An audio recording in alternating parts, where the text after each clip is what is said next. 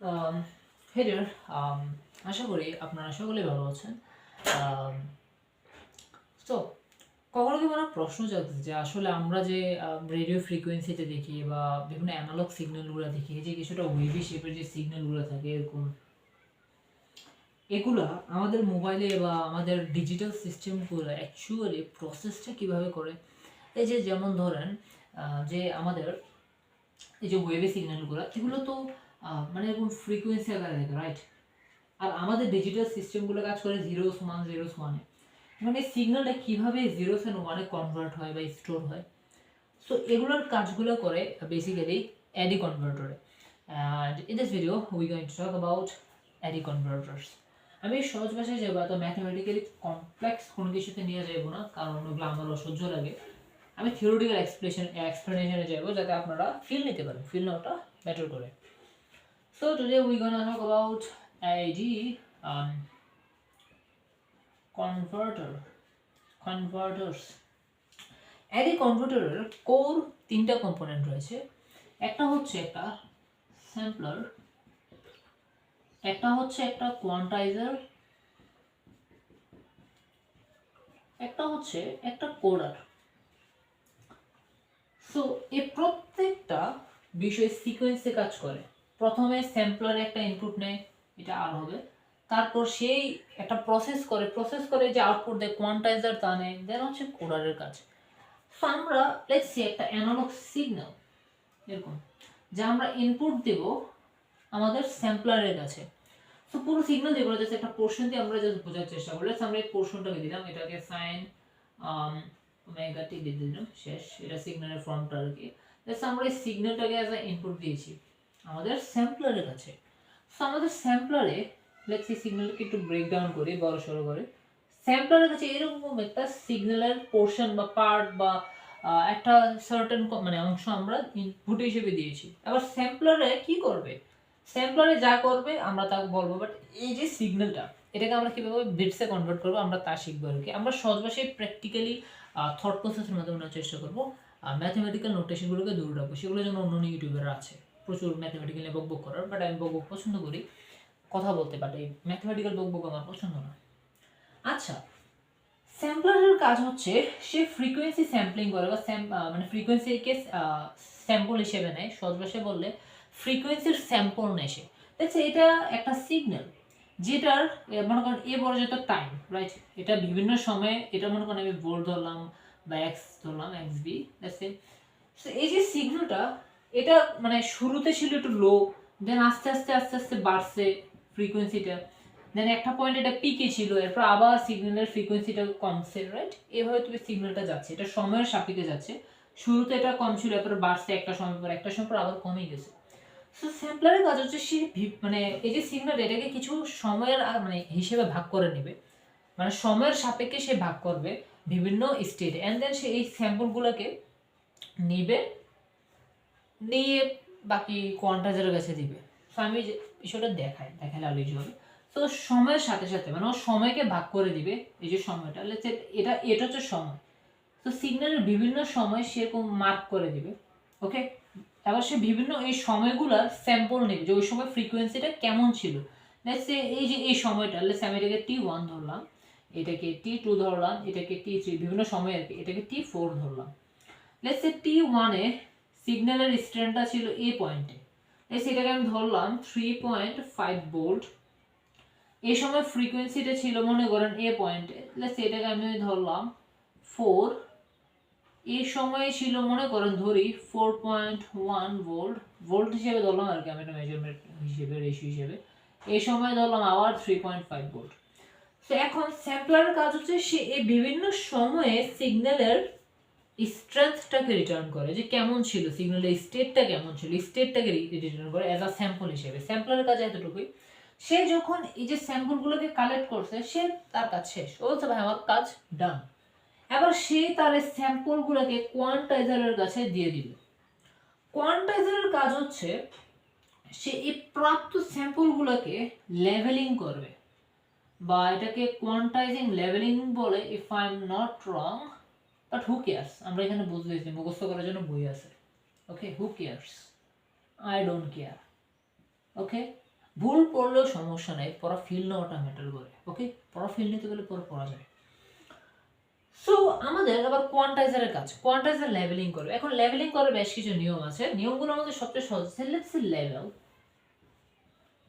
লেভেলকে আমি লিখলাম এল, এরপর হচ্ছে বিটস নাম্বার। আচ্ছা, বিটসের প্রয়োজন নেই আপাতত, বাট তারপর রাখলাম বিট নাম্বার, এটাকে আমি এন ধরলাম। সো এই যে বিটের নাম্বার এবং এল এর সাথে একটা রিলেশন আছে, রিলেশনটা হচ্ছে এল সমান সমান 2 টু দি পাওয়ার n, অথবা n সমান সমান log 2l। n এ একটা লেভেল আর কি, আর nটা দ্বারা বিট বুঝায়। আমরা বিট নিয়ে পরে বলবো। সো আমাদের মনে করেন আমাদের সিস্টেমটাতে আমরা বললাম যে আমরা সিগন্যালকে স্টোর করার জন্য আমরা 3 বিট মানে স্পেস দেবো প্রত্যেকটা স্যাম্পলের স্টেটটাকে স্টোর করার জন্য। মানে সহজে বলে আমি 3 বিটের একটা জায়গা দেবো মেমোরিতে। তুমি এই যে সিগন্যালের একটা স্টেট আছে না, এই যে একটা স্যাম্পল বা স্টেট, এই স্টেটটাকে তুমি ওই 3 বিটের মধ্যেই রাখতে হবে। সেই কারণে আমি মানে বললাম যে n সমান 3 বিট। সো আমি যদি n সমান 3 বিট দিই, তাহলে আমাদের লেভেল কয়টা হবে? 2 to the power 3 equal to 8 level. So এবার আমাদের 8টা লেভেল এখানে রাখতে হবে। সো আমরা 8টা লেভেল দেবো, কোয়ান্টাইজারের কাজ করতেছি, লেভেল দেবো 8টা।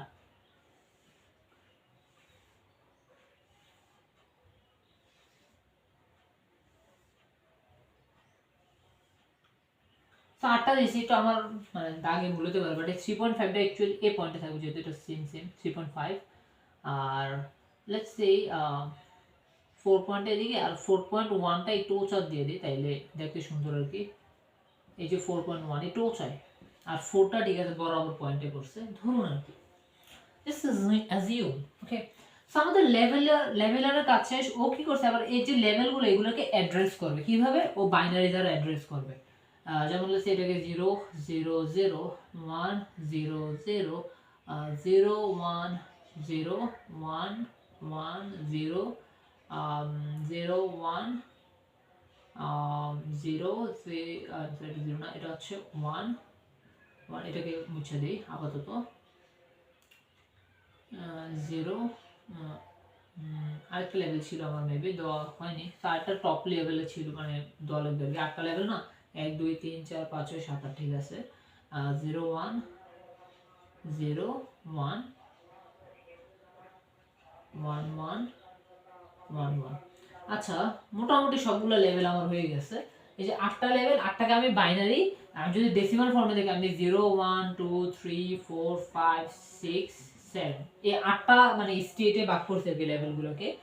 এখন লেটস সে আমি বললাম যে আচ্ছা আমার T1 যে সিগন্যালটা আছে, এটা কোন লেভেলে আছে?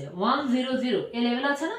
কারেক্ট। সো আমি লিখতে পারি যে T1 সমান সমান, এবার দেখুন লেভেলিং এর কাজ শেষ, কিন্তু এবার কাজ হচ্ছে কোডারের কাজ। এই যে লেভেলিং করে দিছে, এবার কোয়ান্টাইজার কোডারকে আনবে, এবার হয় তোমার কাম শুরু।